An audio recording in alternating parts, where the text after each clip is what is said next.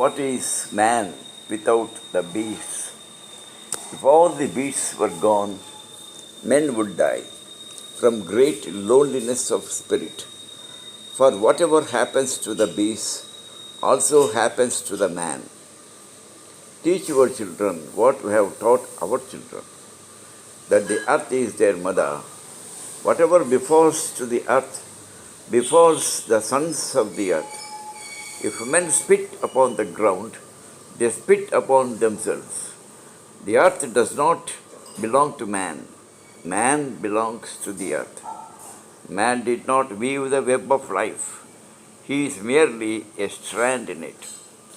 Whatever he does to the web, he does to himself.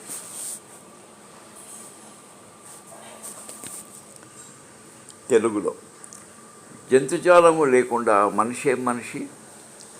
ఈ భూమిపై జంతుజాలమంతా నశిస్తే తాను ఒంటరితనంతోనే చస్తాడు. ఎందుకంటే జంతుజాలానికి ఏం నష్టం జరుగుతుందో అదే అతనికి కూడా జరుగుతుంది.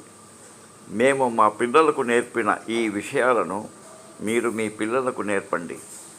భూమి తమకు తల్లి అని, ఆ తల్లికి కలిగే ఏ కష్ట నష్టములైనా ఆమె పిల్లలైనా తమకు కూడా జరుగుతాయని, మనిషి ఈ నేలపై ఉమ్మిస్తే అది తమ మీద తాము ఉమ్మి వేసుకున్నట్లే.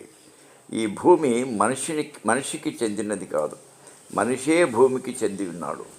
మనిషి ఈ సృష్టి జాలమును చేయలేదు, అతడు ఈ జాలంలో ఒక పోగు మాత్రమే. ఈ జాలమునకు తానేం చేస్తే అది తనకే చేసుకుంటున్నట్లు. స్వేచ్ఛానువాదం. అమెరికాలోని సియాటిల్ రెడ్ ఇండియన్ నాయకుడు తెల్లవారు అడవి దున్నలను, జింకలను మొదలగు జంతువులను, పక్షులను విచక్షణారహితంగా వేటాడి ప్రకృతిని విధ్వంసం చేయడం చూసి చెప్పినది 1854లో.